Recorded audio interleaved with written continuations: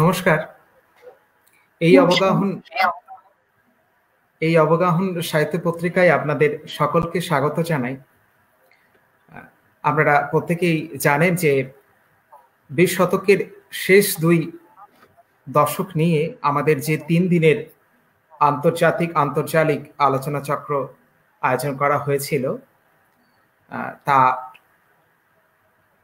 অন্তিম দিন গতকাল আমরা অতিক্রম করে এসেছি।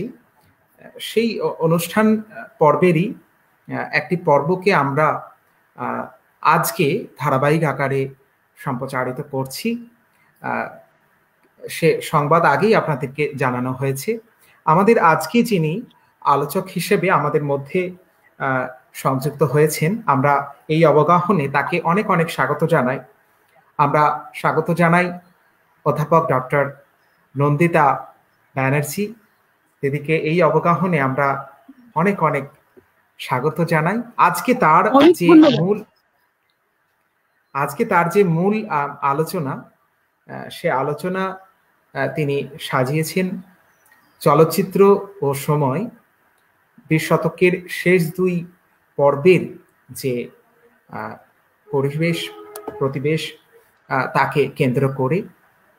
আমরা তার বক্তব্যে সরাসরি চলে যাব।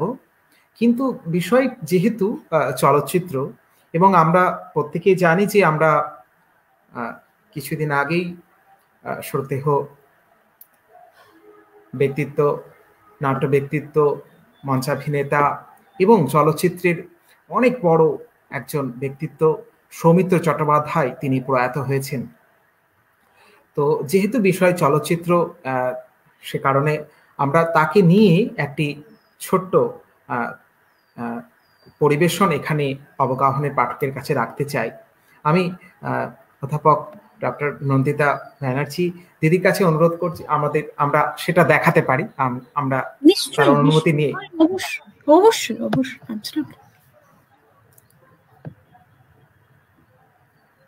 আমি দেখতে চাইও যে কিরকম হয়েছে বিষয়টা, নিশ্চয়ই খুব ইন্টারেস্টিং হবে।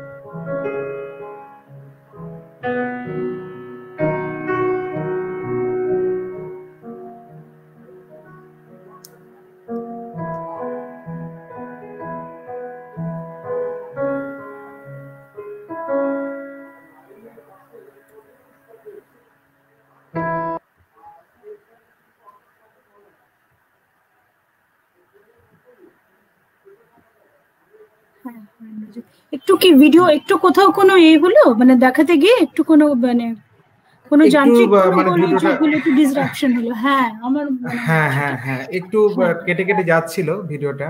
রাইট না সেটা তো মোটামুটি তো নির্ভরশীল। হ্যাঁ একদমই। আর হ্যাঁ তো আমরা এবার সরাসরি আপনার বক্তব্যে চলে যাব। তার আগেই অবগাহনের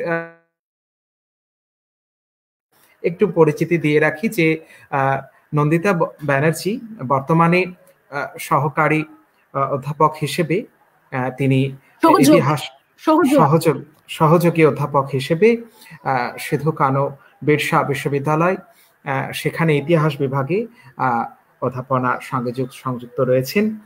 তিনি এছাড়াও তার যে গবেষণার প্রক্রিয়াকরণ তা এবং তার পড়াশোনার যাবতীয় যে ক্ষেত্র তা গড়ে উঠেছে বিশ্বভারতী অন্তর্গত হয়ে, এবং তিনি তার যে দীর্ঘ অধ্যাপনার ক্ষেত্র তা কাটোয়া, তার সঙ্গে কিছুক্ষণ আগেই আমার কথা হচ্ছিল কলকাতার বিভিন্ন কলেজে, রবীন্দ্রভারতী ইউনিভার্সিটিতে তিনি নানা সময় পড়িয়েছেন। তো আমাদের ভালো লাগছে তাকে আজকে আমাদের মধ্যে পেয়ে। আমরা এবার সরাসরি তার যে আজকের আলোচনা সে আলোচনায় প্রবেশ করব। আমি অবগাহনের এই মুহূর্তে আমাদের সঙ্গে যুক্ত যারা রয়েছেন এবং পরেও যারা যুক্ত হবে তাদের সকলের কাছে অনুরোধ যে আপনারা আপনাদের যে যদি কোনো জিজ্ঞাসা বা প্রশ্ন থাকে তা আপনারা রাখতে পারেন। আমরা তার যে মূল যে আলোচনা সেই আলোচনার শেষে আমরা সেই প্রশ্ন উত্তরের পর্ব নিয়ে নেব। দিদি আপনি আরম্ভ করুন। আচ্ছা অরিন্দ্রজিৎ, অসংখ্য ধন্যবাদ এবং অবগাহন পত্রিকার সকলকে আমার আন্তরিক শুভেচ্ছা জানিয়ে আজকের আমার বক্তব্য আমি সেরম ভাবে যে একদম এটা একটা ফুল ফ্লেজড একটা একাডেমিক পেপার সেরম নয়। তো আমি একটু কয়েকটা বিষয়, এবং আমার সঙ্গে যখন অরিন্দ্রজিতের এই বিষয়টা নিয়ে বিগত 2-3 দিন যাবত প্রায় মানে অফ এন্ড অন আমরা আলোচনা করছি, তখনও আমাকে সমানে বলছে যে দিদি আপনি 2 দশক নিয়ে বলুন, অর্থাৎ কিনা 1980-র দশক, 80-র দশক থেকে 2000 সাল এই সময়টা নিয়ে বলুন, চলচ্চিত্র নিয়ে বলুন, সমাজ নিয়ে বলুন, পালা বদল নিয়ে বলুন।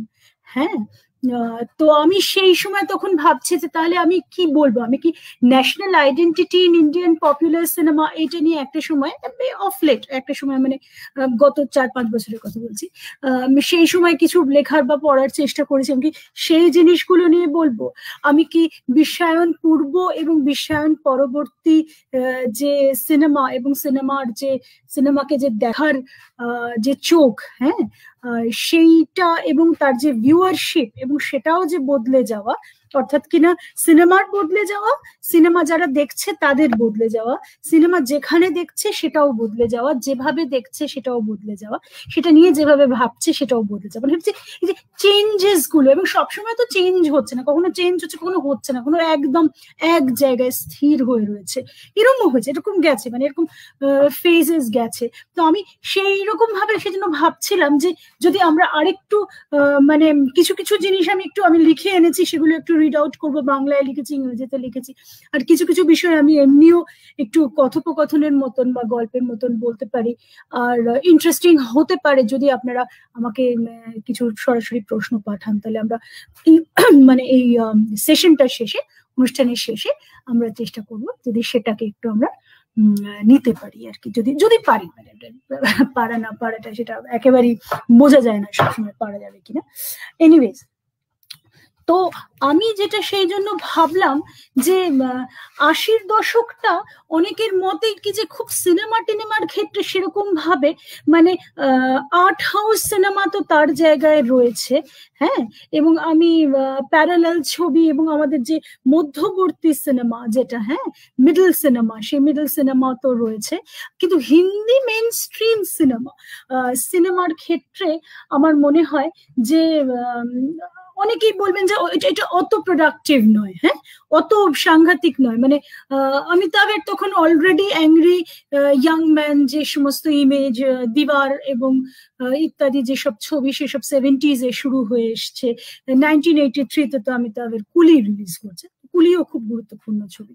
তো এনিওয়েজ 1980-র যে দশক, সেই দশক তাহলে নিজের মতন করে কিন্তু অনন্য, নিজের মতন করে ডিস্টিংক্ট এবং ভীষণ ইম্পর্টেন্ট, আমার মতে ইম্পর্টেন্ট। 80 থেকে 90, 90 থেকে 2000, কাজে 80-তে আমরা দেখছি যে যেগুলো খুব লিডিং, খুব কি বলবো পপুলার ফিল্ম, তার মধ্যে হচ্ছে উমরাও জান, হ্যাঁ, অর্ধসত্য, অর্ধসত্য তো আপনারা জানেন গোবিন্দ নেহালেনের ছবি, খুবসুরত, হ্যাঁ, খুবসুরত ঋষিকেশ মুখার্জির ছবি, আর্থ মহেশ ভাটের ছবি, জানি ভিদো ইয়ারো, মিস্টার ইন্ডিয়া, হ্যাঁ, একটা ক্যালিডোস্কোপিক বিনোদনে মোড়া যেন হচ্ছে যে এই 80s, যেটা 80-র দশক, হ্যাঁ। কাজে একই সঙ্গে তাহলে দেখা যাচ্ছে কি যে বিনোদন আছে, স্যাটায়ার আছে, রিয়েলিস্টিক সিনেমা আছে, আর্ট হাউস সিনেমা আছে, একটা কাঁধে কাঁধ মিলিয়ে সকলে যাচ্ছে, একসঙ্গে যাচ্ছে, হ্যাঁ। এবং তাতে কিন্তু যখনই মেইন স্ট্রিম, কারণ মেইন স্ট্রিম ছবি আমরা তো সবসময়ই জানি যে আমাদের একটা লার্জার দ্যান লাইফ পোর্ট্রেয়াল, এবং সেটা খুব কেয়ারফুলি করা, কারণ আমাদের টার্গেট অডিয়েন্সকে সবসময় একটা বিনোদনমূলক ছবি, বাণিজ্যিক ছবির একটা এন্টারটেইন করার জায়গা থাকে। কাজে এন্টারটেইনমেন্টটা এত জরুরি, কারণ মানুষের জীবনে ক্রমশ মিজারিজ বেড়ে যাচ্ছে, সমাজ বদল হচ্ছে, রাজনৈতিক পালা বদল হচ্ছে, নানান রকম চেঞ্জেস হচ্ছে, সেটা মানুষের জীবনে অ্যাডেড ক্রাইসিস তৈরি করছে। তাহলে যেখানে অনেক ক্রাইসিস, সেখানে আমি আর নতুন করে 3 ঘন্টা টিকিট কেটে পয়সা দিয়ে গিয়ে আর নতুন ক্রাইসিস আমি দেখতে চাইছি না। কাজে আমি নিজেকে একদম সুইচ অন সুইচ অফ করে নিচ্ছি, যে আমি যখন একদম সুইচ অন করেছি, করে আমি ঠিক ওইটার মধ্যে রয়েছি, একদম এনগেজড রয়েছি, একদম এনগ্রসড রয়েছি, আমি যেটা দেখছি সেটাই ভাল লাগছে আমার, সেটা আমি একদম হারিয়ে যাচ্ছি, যে আমি একদম ওই রকম একটা সুন্দর লোকেশন, ভীষণ সুন্দর নারী পুরুষ, সুন্দরী নায়িকা, সুন্দর নায়ক, হ্যাঁ, এবং সেখানে কিন্তু মানে কোনটা রিয়েলিটি কোনটা রিয়েলিটি নয়, সেটা সত্যি কিছু এসে যাচ্ছে না, কারণ আমি সেটাই চাইছি, অ্যাবসলিউটলি সেটাই চাইছি। এবং আবার ফিরে আসছি যখন, সেটা আমার কাছে একটা অক্সিজেনের মতন, মানে আমাকে আবার সেটা সাস্টেন করতে সুবিধে হচ্ছে, আমার এগিয়ে যেতে সুবিধে হচ্ছে। কাজে সেই জন্যই আমি বলবো যে সেখানে কিন্তু 80s হোক কিংবা 90s হোক, 80s এর ক্ষেত্রে music played a very important role, a pivotal role. কাজে লক্ষ্মীকান্ত প্যারেলাল এবং আর ডি বর্মন যে ছিল, এই লক্ষ্মীকান্ত প্যারেলাল আর ডি বর্মনের যে যুগলবন্দি, সেটা কিন্তু আস্তে আস্তে আস্তে আস্তে যখন 90s যাচ্ছে, আমরা দেখছি একটা স্যাকারিন মেলোডি যেটাকে বলে, সেটা হচ্ছে নাদিম শ্রাবণ, হ্যাঁ, নাদিম শ্রাবণ। এবং হিন্দি ছবিতে আমরা জানি সব সময় নানান ছবিতে নানান ওয়েস্টার্ন মিউজিক, ইন্টারন্যাশনাল মিউজিক, সেসব মিউজিক থেকে নেওয়া হয়েছে, তার একটা ভারতীয় অ্যাডাপ্টেশন হয়েছে, সেটা সেটা এক ধরনের অ্যাকসেপ্টেন্স সেটা ছিল। আর হচ্ছে যে এই সেই সময় আমরা আরেকটা জিনিস, মানে খুব মানে হিন্দি ছবির ক্ষেত্রে পার্টিকুলারলি শুধু বলতে গেলে, সেখানে আমরা পাচ্ছি যে গুলজার কিন্তু এই সময় ইজাজতের মতন ছবি করছেন, লিবাসের মতন ছবি করছেন। তাহলে art house cinema, main stream parallel cinema, middle cinema, এবং সেটার বাইরেও আরো একটা জিনিস আমরা পাচ্ছি, আরো একটা আরো একটা দলকে আমরা হয়তো পাচ্ছি, যারা কিন্তু আমরা থিঙ্কিং অডিয়েন্সের জন্য ছবি বানাচ্ছে, যে ছবিতে কিন্তু বিনোদন আছে আবার বিনোদন নেই। তাই না?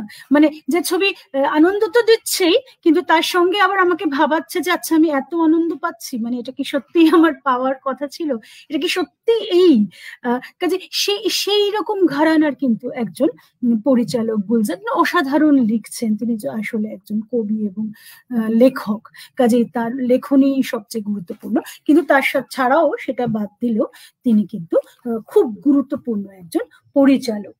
কাজে আরেকটা জিনিস এর সঙ্গে আমি 80s এর কথা বলতে গিয়ে 80s to 90s আরেকটা জিনিস, সেটাও খুব ইন্টারেস্টিং আমার মনে হয়েছে বারবার, যে you can feel the aroma of romance in the air.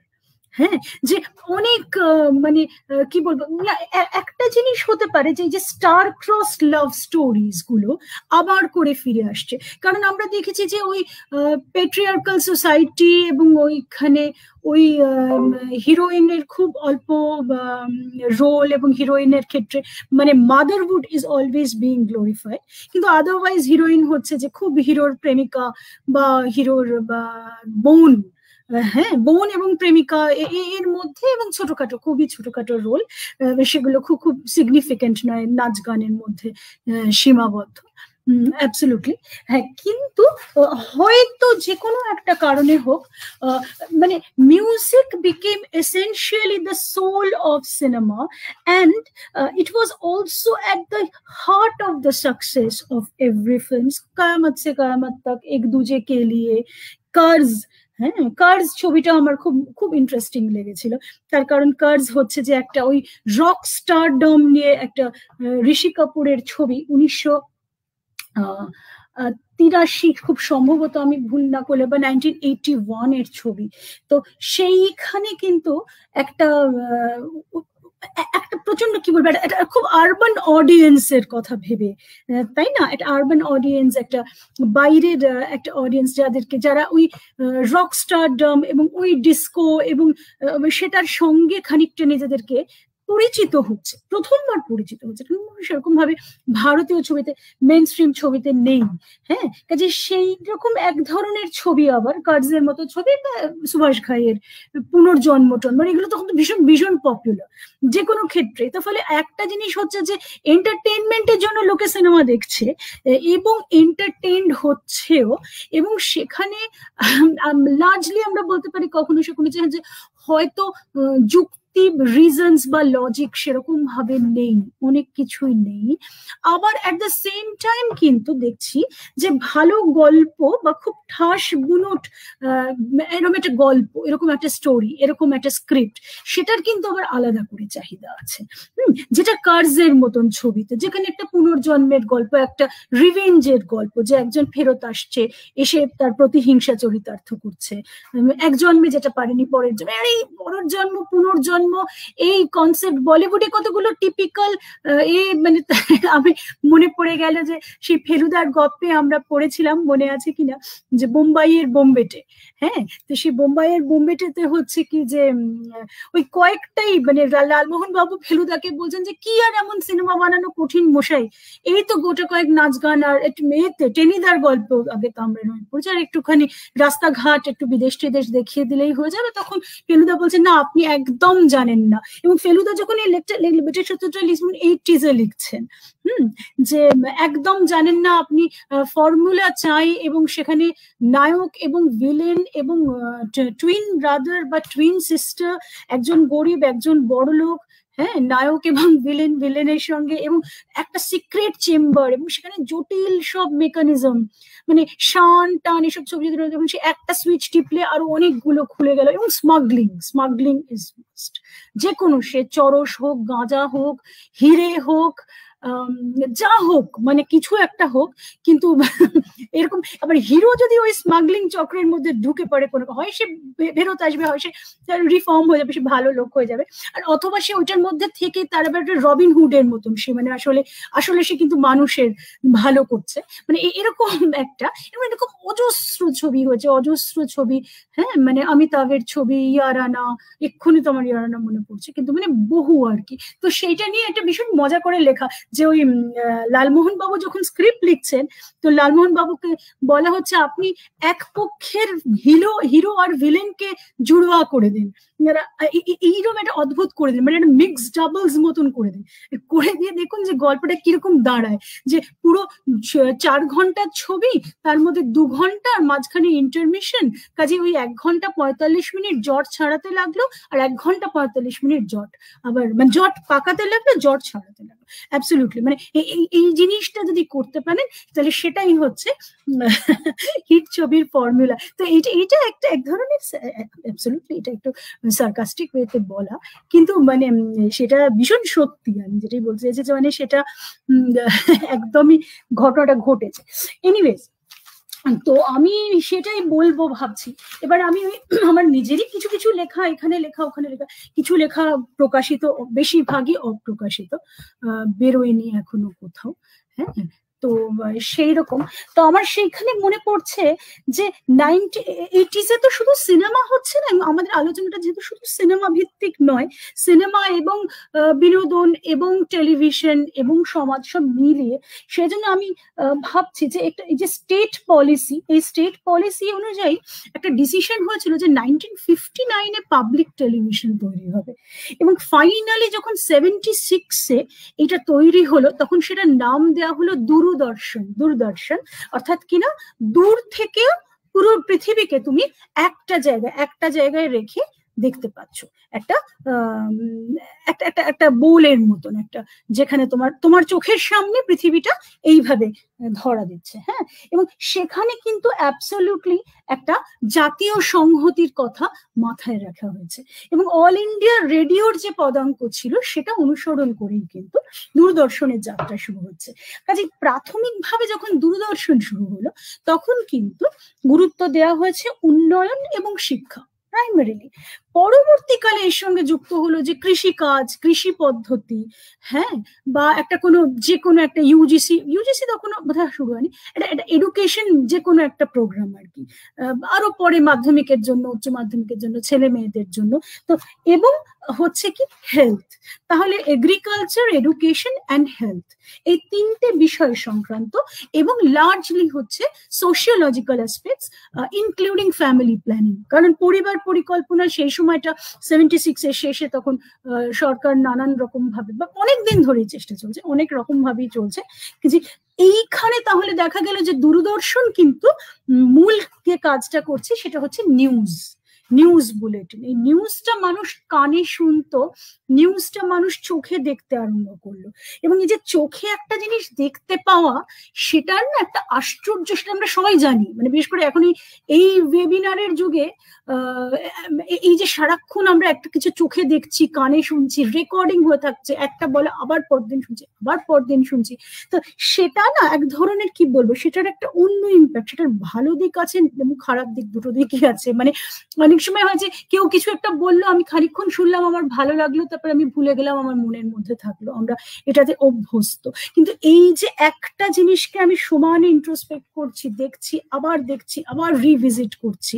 হ্যাঁ, এই যে মিডিয়াতে খবর প্রত্যেকদিন 4, 5, 7টা, 8টা, 10টা চ্যানেল, তারা একই খবর কিন্তু নানান ভাবে দেখাচ্ছে, কে কত বেশি ফুটেজ দেখাবে, কে কত আগে দেখাবে, কে এই যে কম্পিটিশনটা, যে আজকে এই খবরটা নিয়ে আমরা খেলছি, কালকে আমরা ওই খবরটা নিয়ে খেলছি, কোনটা এর মধ্যে হচ্ছে ব্রেকিং নিউজটা কি মুহূর্তে বদলে যাচ্ছে।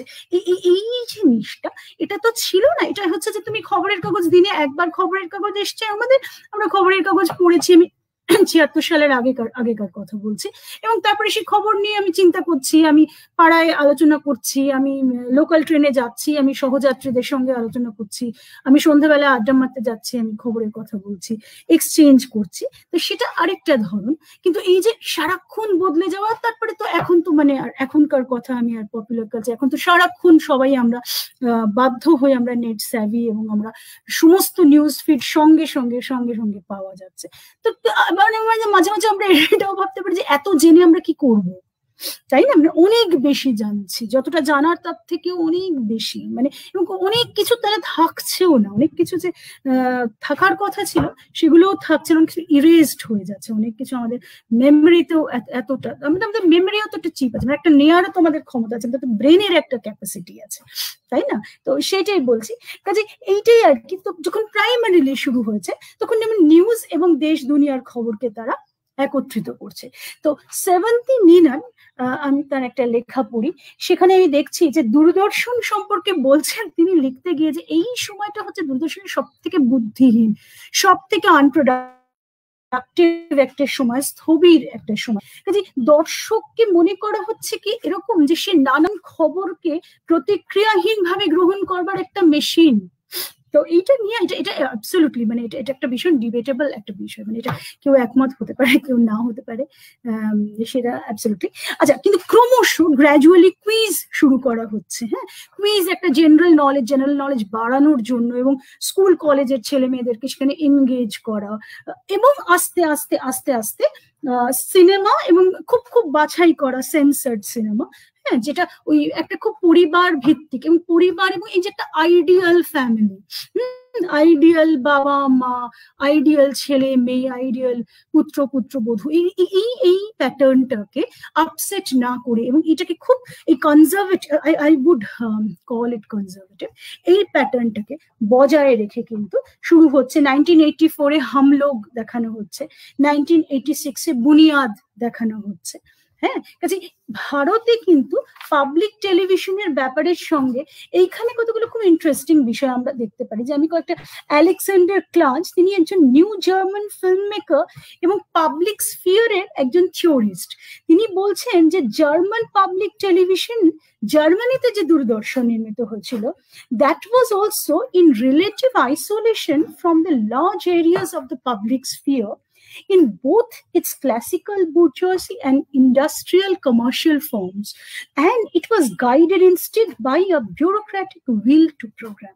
হ্যাঁ, হ্যানসেন 180। এবার এইখানে কাজে এই একটা বিষয় অ্যাবসলিউটলি আমাদের ক্ষেত্রেও সেটা হচ্ছে, মানে আমাদের ক্ষেত্রে এটা অন্যরকম হয়নি, এবং রাজ্য দূরদর্শনের অনুষ্ঠান দেখে খুব ক্লান্ত, মানে এটা আমার নিজের চোখে দেখা, মানে এটা কোনো একাডেমিক পেপারের অন্তর্গত নয়, যে একজন গ্রামবাসী, মানে ওরা অনেক সময় এখন যেরকম তো সারাক্ষণ হয় যে মানে সকলের প্রতিক্রিয়া, একটা খবর, একটা অনুষ্ঠান, একটা ছবি, আপনি সিনেমাটা দেখলেন, আপনার কেমন লাগলো, আচ্ছা আপনি এটা পড়লেন, আপনার কেমন লাগলো, আপনি বলুন, এই যে বাইটস, হ্যাঁ, আপনি আজকে কেমন আছেন, নানান, মানে প্রতিটা বিষয়ে এই যে পাবলিক ওপিনিয়ন।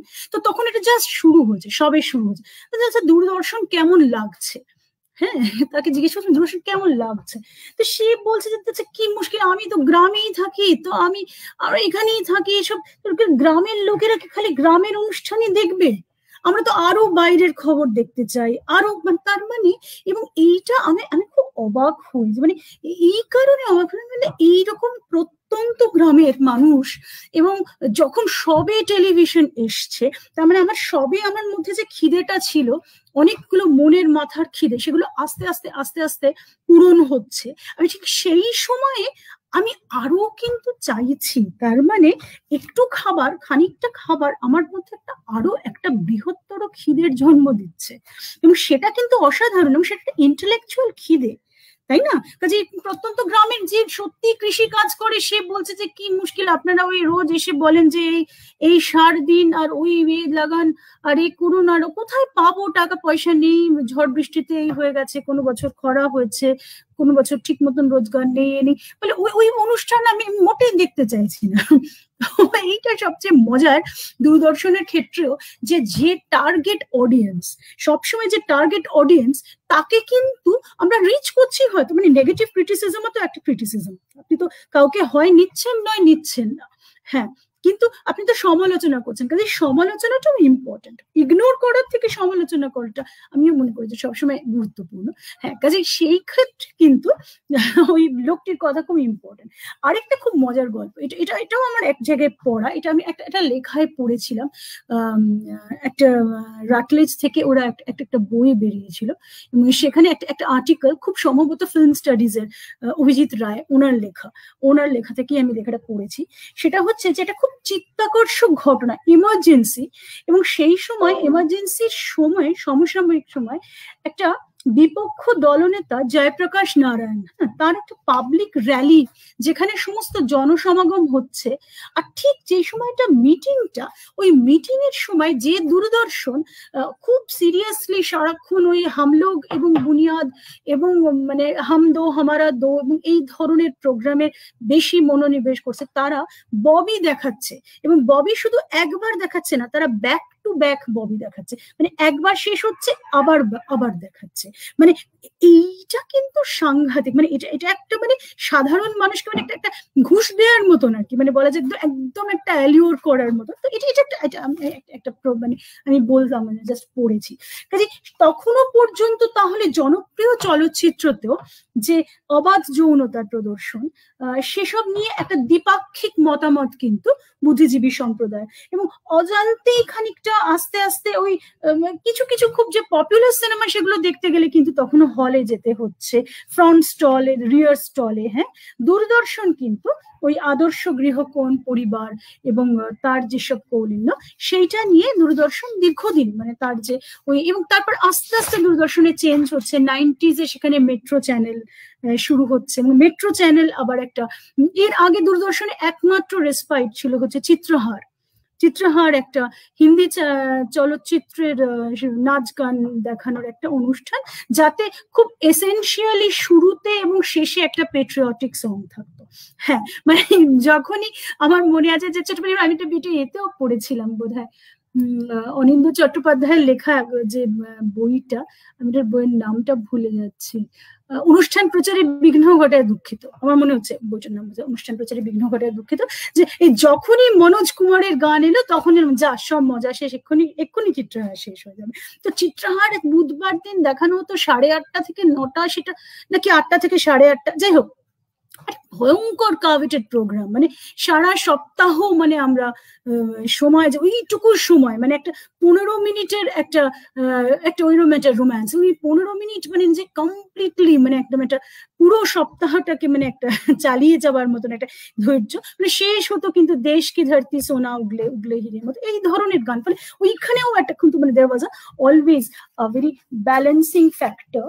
তো সেই জিনিসটা আমার মনে হয়েছে যে এটা পপুলার কালচারের ক্ষেত্রে সেটা আস্তে আস্তে তারপরে আস্তে আস্তে একটা লেট নাইট শো দেখানো শুরু হলো। হ্যাঁ, একটা লেট নাইট সিনেমা, অর্থাৎ কিনা দূরদর্শন প্রাপ্ত বয়স্ক এবং প্রাপ্ত মনস্ক হলো, সেটা খুব ইন্টারেস্টিং। সেখানে মান্ডির মতন ছবি শ্যাম বেনেগালের দেখানো হচ্ছে, সেখানে বিআর ইশারার চেতনার মতন ছবি দেখানো হচ্ছে, সেখানে প্রস্টিটিউটদের রিহ্যাবিলিটেট করা হচ্ছে। হ্যাঁ, আরো বেশি তাদেরকে গ্রহণ করা হচ্ছে, করা হচ্ছে, ফলন অনেক ছবি, নিশান্ত দেখানো হচ্ছে, সবই ওই লেট নাইট এতে।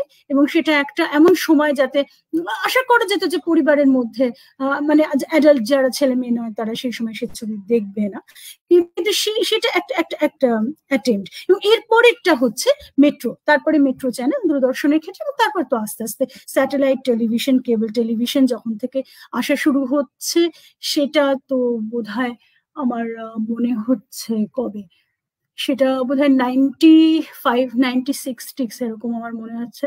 আমি একটুখানি সাল টাল গুলো ভুলও বলতে পারি, মানে আমার কখনো এদিক ওদিক হয়ে যায়।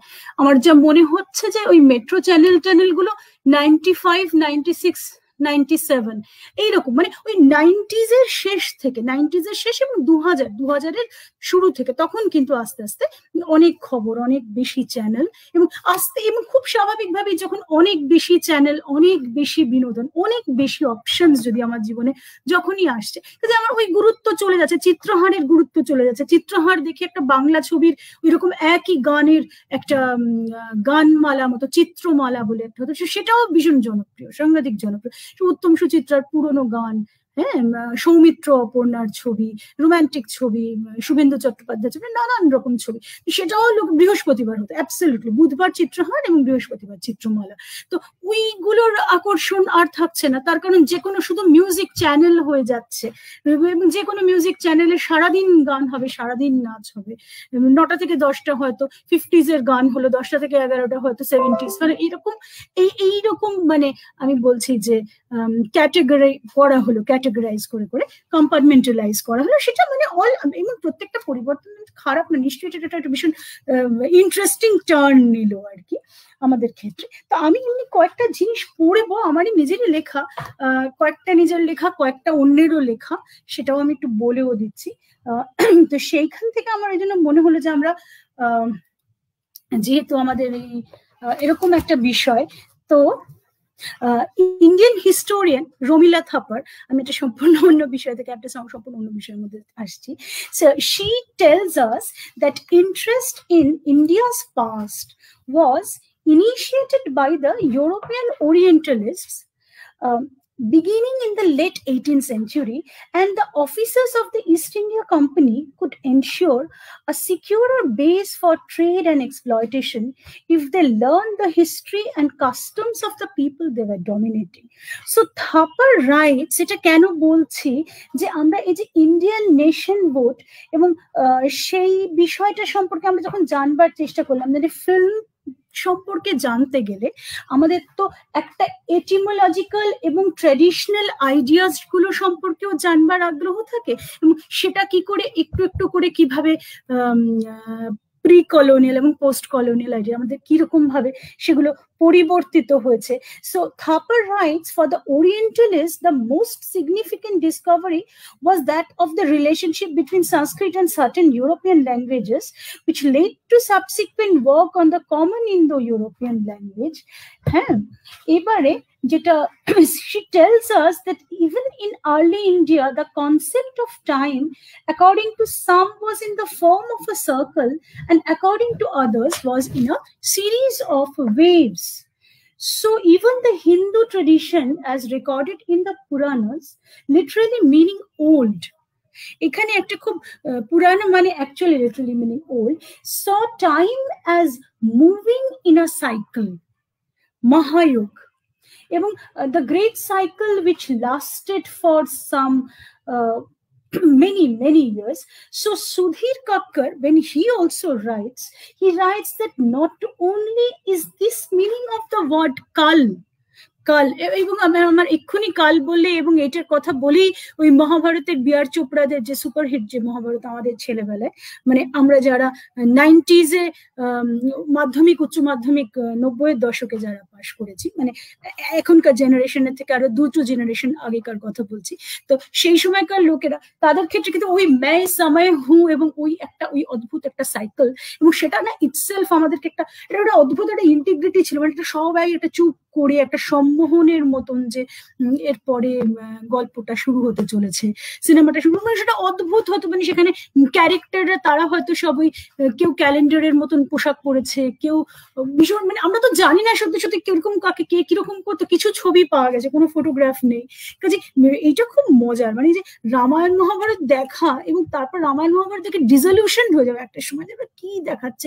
একই ছবি, একই তীর, দুটো তীর, ঘন্টার পর ঘন্টা, মানে এটা কি অবাস্তব। সেই জিনিসটা আমি ভাবছি যে কিন্তু মানে পুরোটাই তো আমার ইমাজিনেশন, তাই না? কাজে আমার দেবতাও আমারই সৃষ্টি এবং অসুরও আমারই সৃষ্টি। আমি যেমন দেখতে আমি আমার দেবতাকে সেরকমই বানিয়েছি, সেরকম ভাবেই তাকেও দেখতে বানিয়েছি। কাজেই সেটা খানিকটা মানে কাজে ওখানে তো রামায়ণ মহাভারতকে দোষ দিয়ে এখানে খুব একটা লাভ নেই আর কি। তো আমি আমার যেটা পেপার যেটা সেইটা একটুখানি দু একটা জায়গায় একটুখানি রিড আউট করছি সেখান থেকে। সেটা হচ্ছে যে লিটারেচার অন সিনেমা, যেহেতু আমাকে অরিন্দ্রজিৎ বারবার বলেছে যে ম্যাম আপনি একটু সাহিত্য নিয়েও বলার চেষ্টা করুন। So literature on cinema began to proliferate in India quite early. Although academic research on films only began after 1947, by then the contours of cinema analysis had been drawn by Western scholars like Franklin Fearing. Films, he wrote sagaciously, quote, afford an opportunity for the expression of the basic meanings inherent in the relationship of human beings to each other, to their environment, and to the society of which they are a part.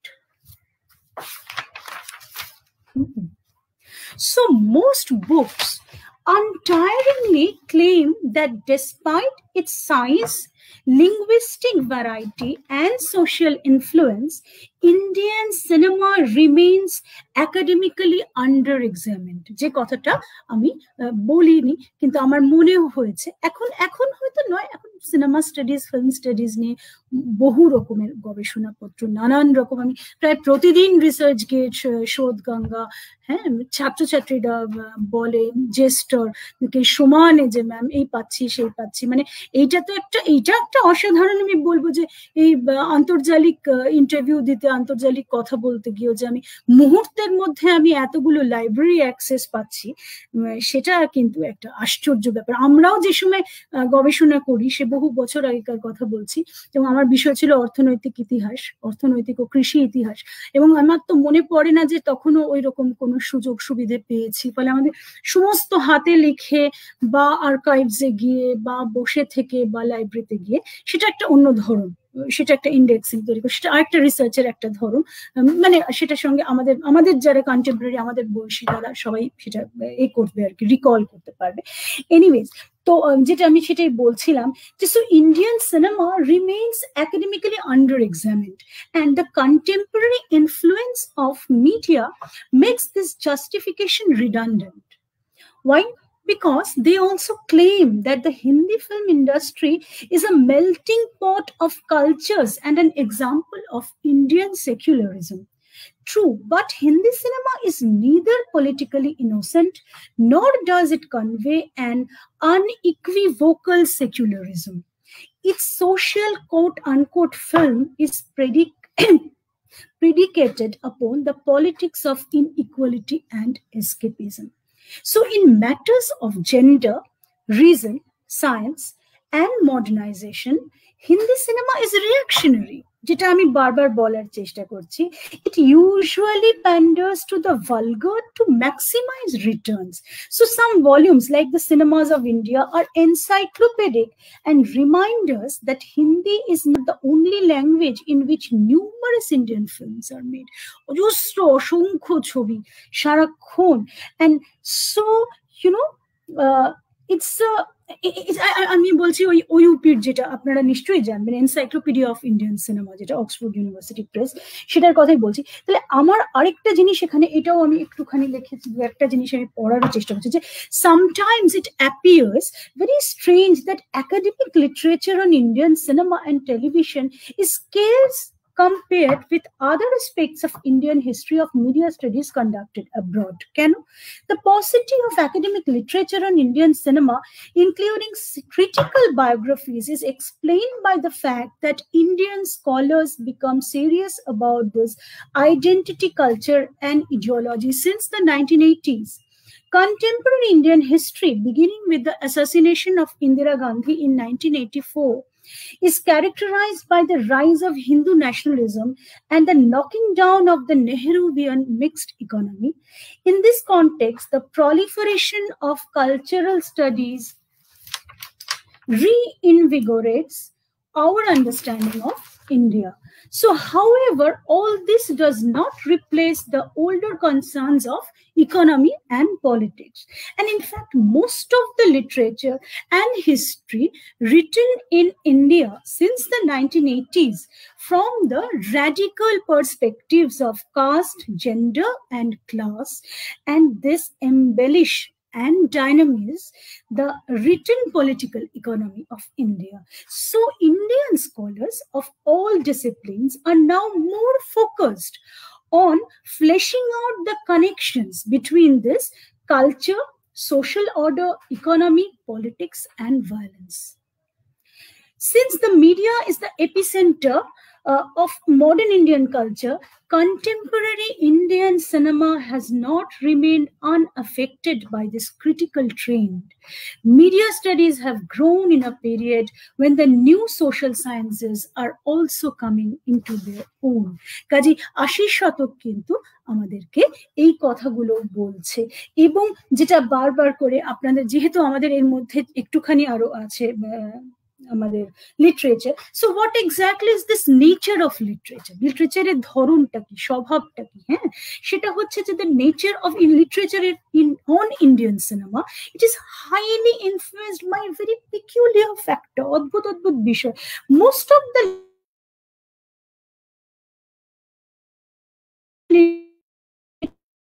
of Indian film industry, writers paint an industry constrained by colonial rule in its infancy. And under colonialism, financing films remained a problem of paucities. State funding, except for propaganda films, was non-existent, and substantial black money became available only after the Second World War. So colonial censorship was very strict. Because the British understood the influence of the cinema, films which criticized British rule in India were banned. So the same state, for very different reasons, encouraged imperialist films which glorified the Anglo-Saxon mission in India and stereotyped Indian communities. Since filming direct critiques of colonialism was impossible, Indian directors resorted to allegory in their films with mixed results. And these allegories were based on medieval conflicts, had communal implications, and that reinforced history that was taught in colonial schools and universities. তো আমার সেটাই মনে হয় যে এইটা একটা খুব interesting একটা অবজারভেশন, যেটা যদি আমরা 80-90 এর ছবি নিয়েও বলি। আর একটা observation, there is another one which I want to make, and it is the male-centered Hindi cinema. Hindi cinema was mainstream. Hindi cinema was largely male-centered. সবসময় কাজে ছেলেদের বন্ধুত্ব নিয়ে যত সিনেমা হয়েছে, ইয়ে দোস্তি হাম নেহি তোড়েঙ্গে, হ্যাঁ, শোলের মতো, মেয়েদের বন্ধুত্ব নিয়ে অত ছবি হয়, একটা ছবিও বোধহয় হয়নি। মানে মেয়েরা বন্ধু, মেয়েদের বন্ধুত্ব, হেটারোসেক্সুয়াল মেয়েদের বন্ধুত্ব আর কি, মানে সেটা খুব কম। খুব আমার পরবর্তীকালে হয়তো হয়েছে, পরবর্তীকালে যখন আমি নানান রকম অর্গানাইজেশনস এর কথা শুনেছি, সই বলে একটা শুনেছিলাম রমণীতা দেবসেন, ওনাদের একটা, তারপরে আরো অনেক রকম মেয়েদের পত্রিকা, মেয়েদের নিজেদের মিট করা, মেয়েদের নিজেদের এক্সচেঞ্জ অফ আইডিয়াস ইত্যাদি। কিন্তু হ্যাঁ, ওইটা হয়নি, কারণ মেয়েরা তো সবসময় তার বাবার বন্ধু, স্বামীর বন্ধু, ভাইয়ের বন্ধু, তারাই তার বন্ধু। মানে মেয়েরা আলাদা করে মেয়েদের বন্ধুত্ব, মেয়েদের ক্রাইসিস নিয়ে সেরকম ভাবে হয়নি। এবং এই যে মায়ের সঙ্গে ছেলের যে সম্পর্ক নিয়ে অজস্র আমাদের যে সাংঘাতিক শব্দের ছবি, mother fixation I would say, এইসব ছবিতে, সেটাতেও কিন্তু মানে মেয়ের সঙ্গে মায়ের যে পিঠোপিঠি থাকা, রাগারাগি, বা খুব সিরিয়াস, আমার মানে 19শে এপ্রিল মনে পড়ছে ঋতুপর্ণ ঘোষের যে মা মেয়ের সম্পর্কে একটা অসাধারণ ছবি। অসুখ মনে পড়ছে, বাবা এবং অসুস্থ মা এবং তাদের মেয়ে, তাদের মধ্যেকার সম্পর্ক। ঋতুপর্ণ কিছু অসাধারণ সম্পর্ক নিয়ে, হিউম্যান রিলেশনশিপ নিয়ে ছবি বানিয়েছেন। মানে সেটার ক্ষেত্রে না উনি আনপ্যারালাল, মানে ওই রকম ভাবে দেখা, একটা বিষয়কে এমন রকম নানান ভাবে দেখা, এতগুলো লেয়ার্স, এতগুলো শেডস, এই প্রতিটা চরিত্রের, প্রতিটা ক্যারেক্টারের। মানে ঋতুপর্ণ নামটা না বললে, মানে আমি তো এইটুকু সময়ের মধ্যে সমস্ত ফিল্ম মেকারের নাম ওইভাবে আমি কারুর নামই স্পেসিফিক্যালি বলিনি। আমি মানে চাইলে আমার তাহলে আমার মনে হয় না আমার খুব সত্যজিৎ রায়, মৃণাল সেন, ঋত্বিক ঘটক এদেরকে নিয়ে এত আলোচনা হয়েছে, এত আলোচনা আছে। আমার নতুন করে সাংঘাতিক একটা নতুন কথা কিছু বলার ওইভাবে হয়তো নেই, কিন্তু হ্যাঁ, ওই সম্পর্কের গল্প এবং সেইটার একটা কিন্তু ঋতুপর্ণর একটা অসাধারণ। এবং রবীন্দ্রনাথ আমি বলবো, মানে সেখানেও সাহিত্য, মানে রবীন্দ্রনাথকে এমন ভাবে ব্যাখ্যা করা আশ্চর্য রকমের। রবীন্দ্রনাথের ছবিগুলো ভালো হতে পারে, খারাপ হতে পারে, কিন্তু একটা অন্যরকম একটা রবীন্দ্রিক একটা, এটাও আমার ব্যক্তিগত মত, এটা আপনি একমত নাও হতে পারে, সেটা একটা আছে। তো প্রাক্তন না, দোসর, আমি নামটা একদম ভুল বললাম, দোসরের মতন যে ছবিটা, গল্পটাও আমার পড়া, একটা শীর্ষেন্দুর একটা ছোট গল্প, সেটার একটা অ্যাডাপ্টেশন, একটা অদ্ভুত ছবি। হ্যাঁ, মানে ওই যে মানে ম্যারিটাল রিলেশনশিপ এবং এক্সট্রা ম্যারিটাল, এবং এই যে মানে সম্পর্ক এবং সম্পর্কের টানাপোড়েন কিছুটা তো দেখা যাচ্ছে, যেটা দেখা যাচ্ছে সেটা অসাধারণ, কিন্তু যেটা দেখা যাচ্ছে না, অনেকটা সময়, এবং সেটাও মানুষকে তো ভেঙে টুকরো টুকরো করে দিচ্ছে নানান রকম ভাবে, মানে সেটা একদম শ্যাটার্ড হয়ে যাচ্ছে সবকিছু। তো সেইটার একটা অসাধারণ পোর্ট্রেল, আমার মনে হয় ভীষণ ভীষণ প্রাপ্ত মনস্ক পোর্ট্রেল। এই ধরনের খুব বেশি ছবি হয়তো পরবর্তীকালে আমার খুঁজলে এখন এখন মনে পড়ছে না আমার, যে খুব মানে খুব মানে ক্লোজলি রিলেশনশিপ নিয়ে দেখা, রিলেশনশিপ কে ব্যাখ্যা করা নিয়ে ছবি, man woman relationship, husband wife relationship, father daughter relationship, হ্যাঁ, মাদার সান রিলেশনশিপ, সেই নিয়ে মানে আমার বিষয়টা আজকে বলার বিষয়টা তো মূলত ভারতীয় চলচ্চিত্র। তো খুব মানে হয়েছে ছবি, হয়েছে সুপারফিশিয়াল লেভেলে ছবি, কিন্তু খুব হ্যাঁ অসাধারণ মানে এই হয়নি সব। আরো আরো অনেক স্কোপস আছে, মানে রিলেশনশিপ নিয়ে অ্যাকচুয়ালি ছবি করার আমার মনে হয় যে আরো অনেক সুযোগ আছে, মানে অনেক অনেক বিষয় আছে। এটা এটা একটা খুব জরুরি বিষয়, কাজে আমি আর এটা একটুখানি পড়ে আর একটুখানি বলে, আমি খুব দীর্ঘ করবো না, আমার প্রায় 52 মিনিট দেখাচ্ছে এখানে, আর একটুখানি বলবো যে in male centered Hindi cinema, যেটা বলছিলাম যে the hero remain young, fair, handsome, eligible, romantic, and mother fixated. Upper caste, north Indian and preferably rich. এটা খুব মজার যে হিরো হ্যাঁ দীর্ঘকাল 80-90 এবং 90-এর ছবিতে তো মানে আমরা যখন দেখছি যে 90-এর ছবি 2000-এর ছবি, যখন সঞ্জয় লীলা বনসালি টনসালির ছবি আমরা দেখছি, সেখানে তো অ্যাফ্লুয়েন্স বার্নিং অন স্ক্রিন আমরা দেখছি, তাই না? সাংঘাতিক, মানে দেবদাসের ছবি, দেবদাস একই দেবদাস বহুবার হয়ে গেছে, সাইকেলের করা দেবদাস, দিলীপ কুমারের করা দেবদাস, আমাদের এখানে বাংলায় উত্তম কুমারের করা দেবদাস, পরবর্তীকালে প্রসেনজিতের দেবদাস, অজস্র দেবদাস। কিন্তু যে হিন্দির যে মানে শাহরুখ খান, মাধুরী দীক্ষিত এবং ঐশ্বরিয়া রায়ের যে দেবদাস, সেই দেবদাস দেখতে গিয়ে তো আমরা মানে বুঝতে পারছি না, মানে সেখানে তো কোনো মানে ওই অত হেভি জুয়েলারি এবং অত হেভি মেকআপ এবং ওইরকম একটা সাংঘাতিক বড় সেট, হ্যাঁ, সেইটা দেখাতে গিয়ে কি কোথাও আমরা হারিয়ে যাচ্ছি? মানে ওইটাই দেখছি আমরা, ওই গ্র্যান্ডারটাই দেখছি। তো সেইটা কিন্তু খুব মানে এইটা মানে আমার মনে হয় এটাও আমি, যেহেতু আমি মানে সিনেমার গবেষকই বলবো নিজেকে, গবেষণা করতে আমি আগ্রহী, শুরুই করেছি গবেষণা অনেক দেরিতে সিনেমা নিয়ে। তো ফলে সেটাও আমার ওইটাই মনে হয় যে আমাদের একটা মোরাল রেসপন্সিবিলিটি হয়তো থাকছে, তাই না? এবং যেখানে আমার এই প্রচন্ড ভায়োলেন্স, সাংঘাতিক ভায়োলেন্স প্রতিদিন আমরা দেখছি যে বেড়ে যাচ্ছে, caste violence, upper caste atrocities, আমি অন্য প্রসঙ্গে এটা আবার আমার মনে পড়ে গেল যে এটা নিয়ে এত সাংঘাতিক, সেখানে যদি আমি আইটেম নাম্বার নিশ্চয়ই দেখাবো, আমি তো আমার ছবিকে বিক্রি করতে হবে, আমাকে অ্যাডভার্টাইজমেন্ট করতে হবে, সবকিছুই আমার মানে সেটা তো একটা প্রমোট করতে হবে, কিন্তু সেখানে যদি আমি मैं तो तंदूरी मुर्गी हूँ यार, ঘটকালে মুঝে অ্যালকোহল সে গান গাই, এবং যদি সুপারহিট নায়িকা সে যদি সেটা পোর্ট্রে মানে সেটাইতেই যদি সে নাচে, তাহলে তো আমার মনে হয় যে সেটা ভীষণ দুর্ভাগ্যজনক, ভীষণ দুর্ভাগ্যজনক। কাজে এইটাকে আমরা তো প্রশ্রয় দিচ্ছি খানিকটা, মানে সেখানে আমার বক্তব্যটা এটাই যে এখানে আমাদের একটা মোরাল রেসপন্সিবিলিটিও কিন্তু অ্যাবসলিউটলি জড়িত, অন্তত ফিল্ম স্টার বা ফিল্ম মেকারদের কাছ থেকেও, যে তাদের একটা যে কোনো পাবলিক ফিগার, যে কোনো লোক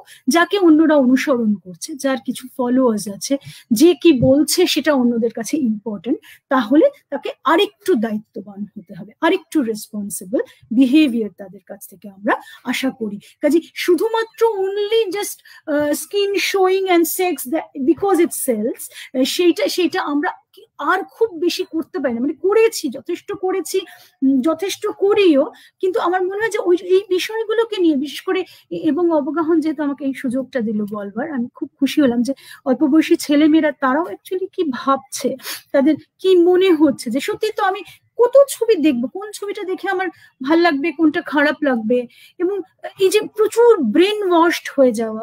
তারপর আরেকটা যে আমার অবশ্য বলার বিষয়ের বাইরে আমি চলে আসছি, মানে আমার আড্ডার মতন হয়ে যাচ্ছে বলাটা, সেটা হচ্ছে যে এই যে নতুন যে প্ল্যাটফর্মটা, হ্যাঁ, অর্থাৎ কিনা আমরা এখন যে ওয়েব সিরিজ, এই যে এত ছবি, এত ওয়েব সিরিজ দেখা, এত ফিল্ম নানান রকম ভাবে দেখা, এবং সিনেমা তো একসময় লোকে মাথা উঁচু করে সিনেমা দেখার একটা ব্যাপার, একটা বড় জায়েন্ট স্ক্রিনে সবাই মিলে পরিবারের সবাই দেখতে গেছি, বা বন্ধুরা দেখতে গেলাম, বা মাধ্যমিক পরীক্ষা দিয়ে আমরা টেস্ট পরীক্ষা দিয়ে একটা সিনেমা দেখতে গেলাম, রাজু বান গয়া জেন্টলম্যান, এরকম মনে আছে।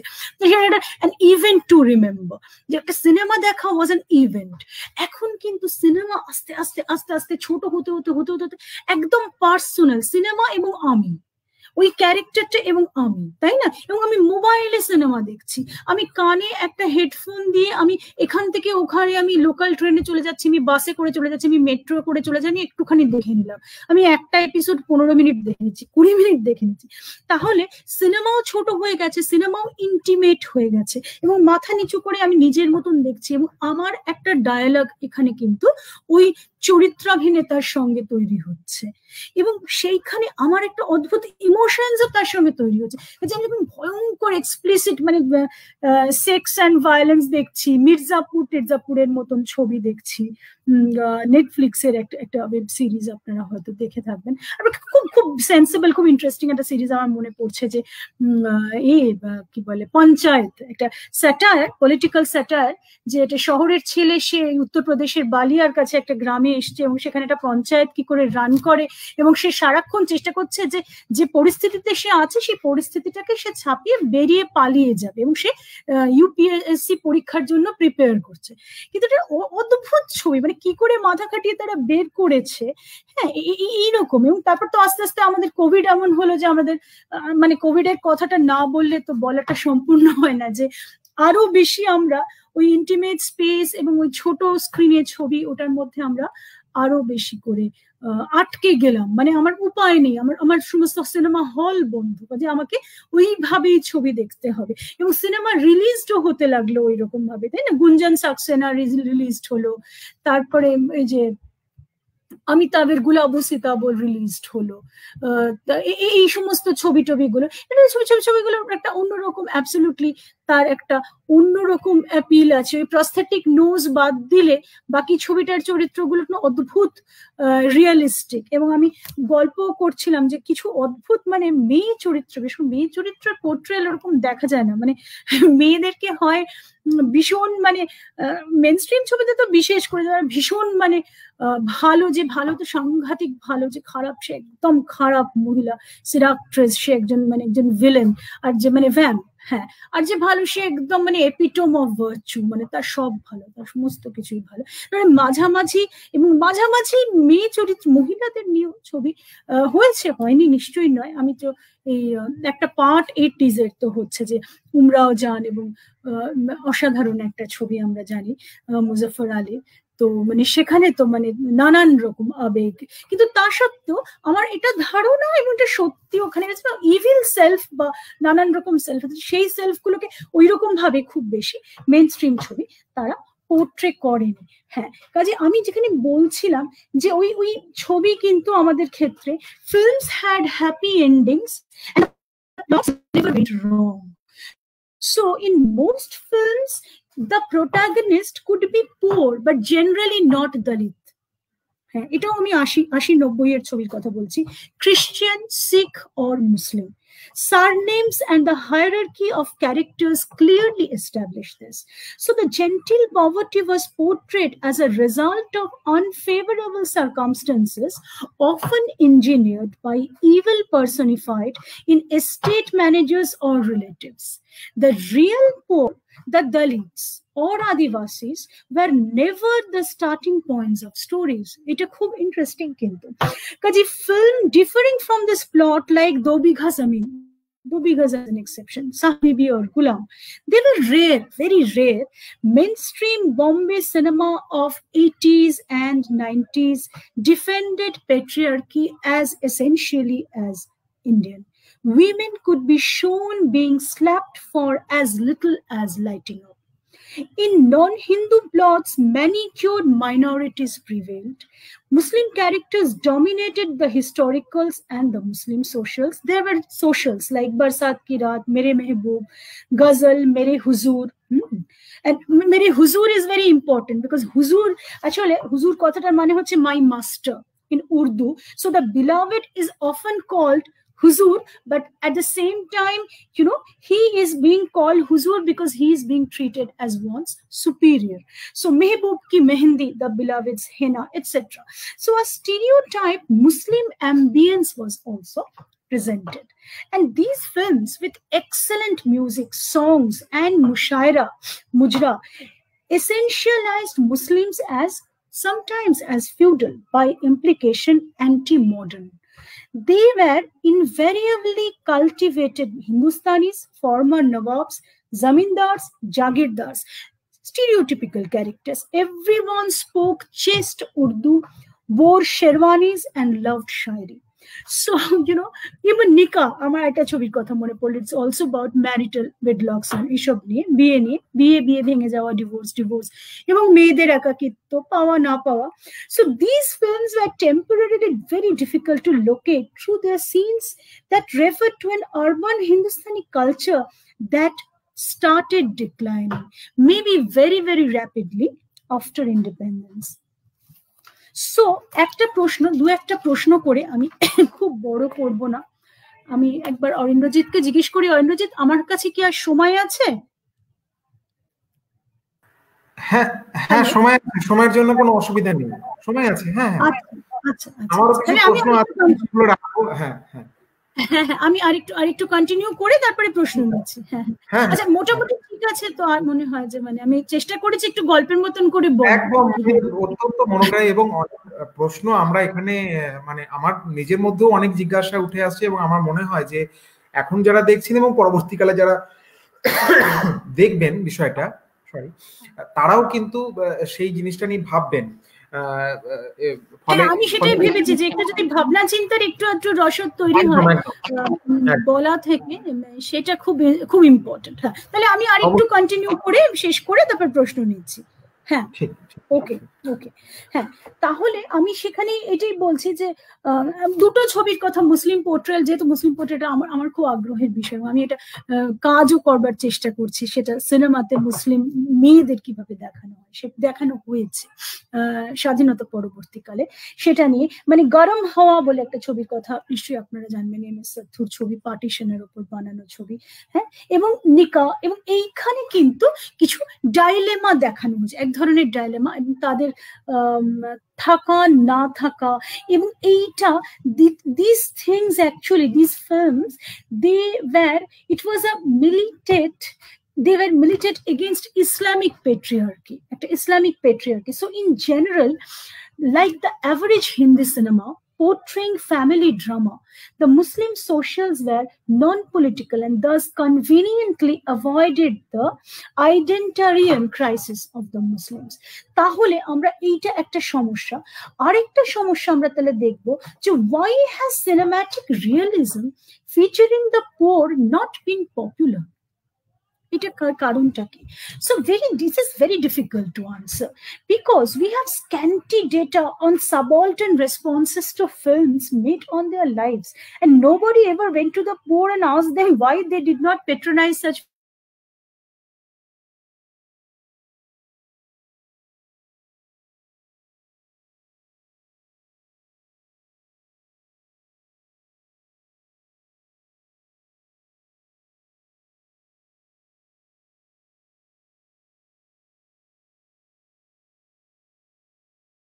সত্যিকারের কুলি, সে তো অমিতাভ।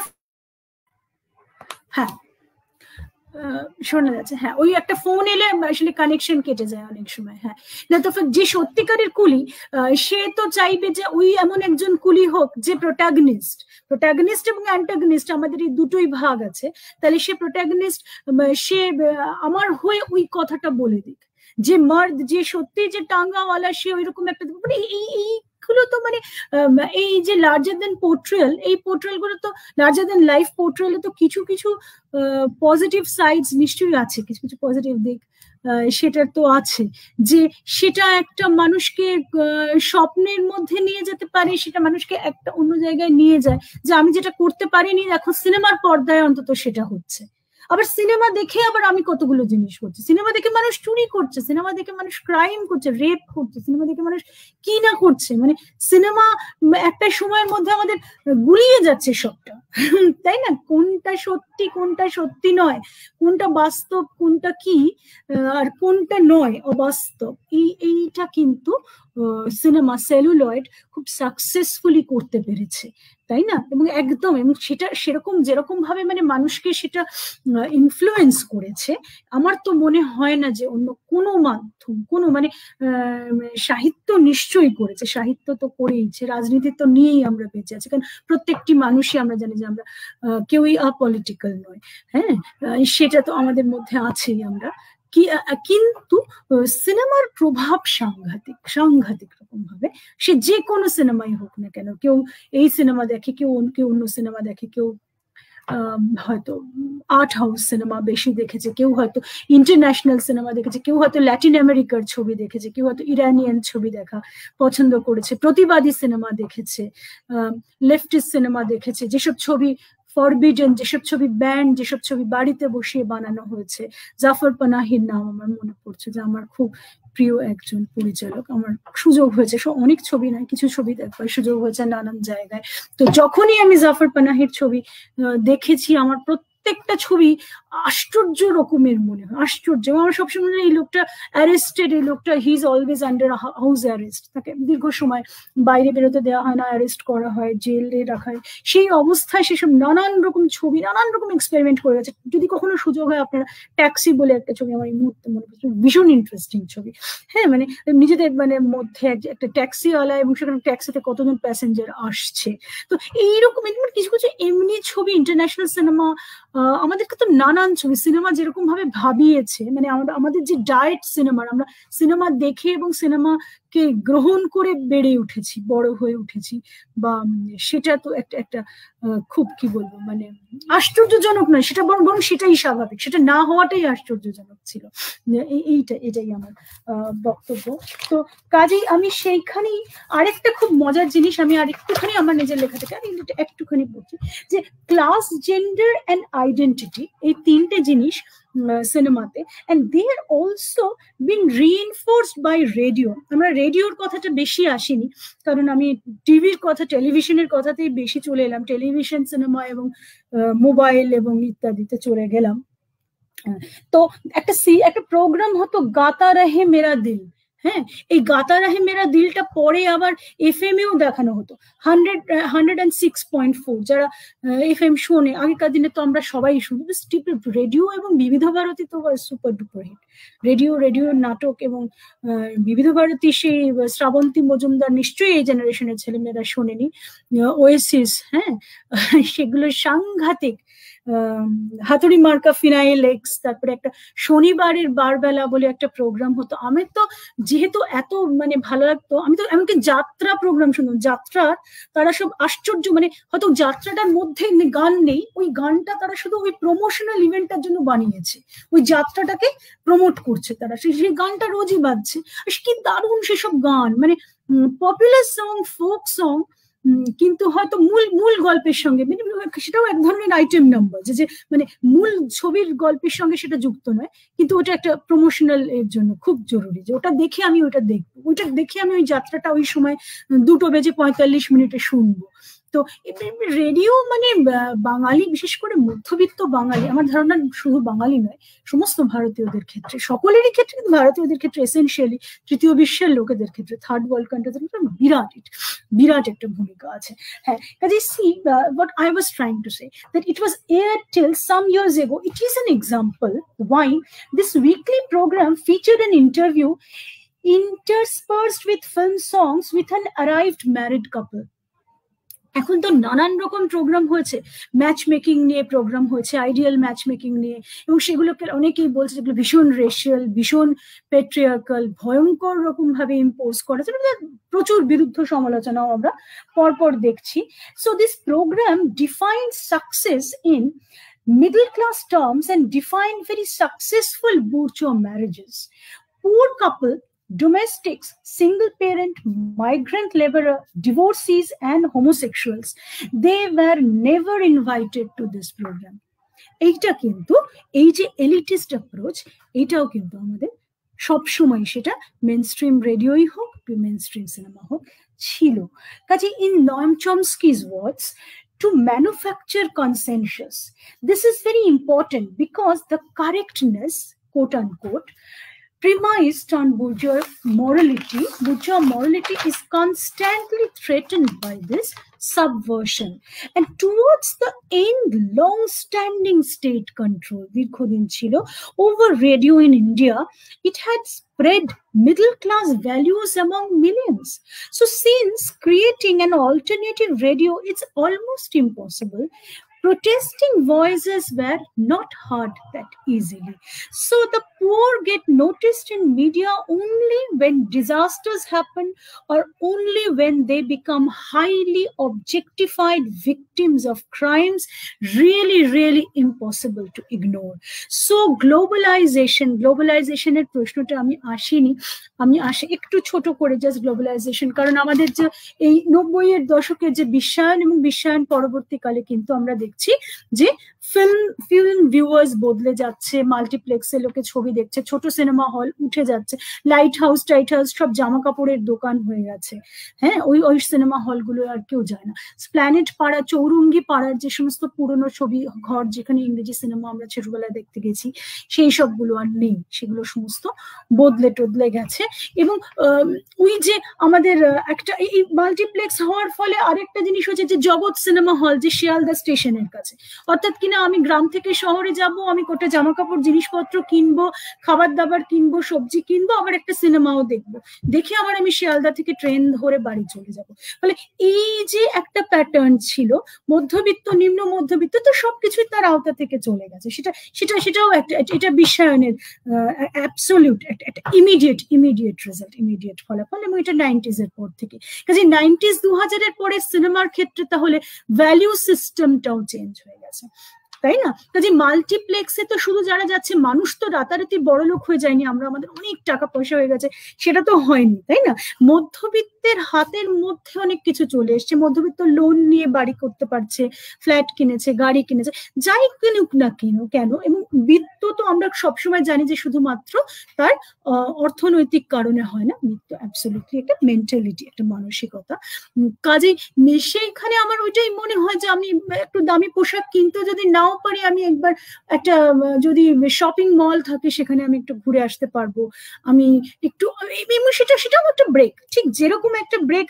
আমি একজন কুলি, আমি সত্যি একটা গাধার মোট প্রত্যেক দিন বই বেড়াই, এবং আমি গিয়ে টিকিট কেটে রিয়ার স্টলে বসে অমিতাভের কুলি ছবি দেখি, এবং অমিতাভ যখন তার বসের গালে একটা চড় মারে, তখন আমি উঠে হাততালি দিই এবং খুচরো পয়সা ছুঁড়ে আমি ভাবে অ্যাপ্রিসিয়েট করি। আমার অ্যাপ্রিসিয়েশনটা ওইটা, কেউ এরম ভাবে করে, কেউ ওরম ভাবে করে। আমি ওটাই শিখেছি যে ওটাই আমার ভীষণ আনন্দ প্রকাশ করার জায়গা।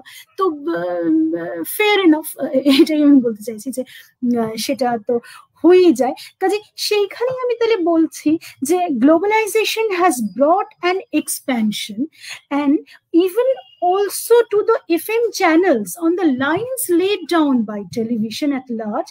So now even the radio bodle geche, they also started worshipping market glamour, stars, events, movie, health, recipes, fashion and other fads. Kenoi ba hobe na ebar keno, মানে কাজে আমি এই লেখার আমি খুব বেশি পড়বো না। আমি চেষ্টা করছিলাম যে কতগুলো বিষয় নিয়ে আমার মনে হয় যে খুব এটাকে খুব দীর্ঘায়িত করে আমাদের সেটা লাভ নয়। কাজে আমি এটাই বলবার চেষ্টা করছি যে 1980 থেকে 2000 চলচ্চিত্র সমাজ এবং তার নানান রকম পালাবদল, মানুষ বদলেছে, মানুষের ন্যাশনাল আইডেন্টিটি নিয়ে ভাবনা চিন্তা বদলেছে, পারিপার্শ্বিক বদলেছে। কাজে সিনেমা যে বদলাবে সেটা তো খুব স্বাভাবিক। হ্যাঁ, কোনো কিছু তো মানে একটা জায়গায় আটকে থাকবে সেটা হবে না, অনেক রকম বিষয় নিয়ে ছবি হবে এবং অনেক অনেক আরো বেশি আমাদেরকে ভাবনা চিন্তার সুযোগ করে দেবে। আমার মনে হয় যে আমি আজকে আর যদি আমার খুব বেশি কিছু আর বলার নেই, আমি অরিন্দ্রজিৎকে জিজ্ঞেস করবো যে অরিন্দ্রজিৎ, আমরা কি প্রশ্ন নেব?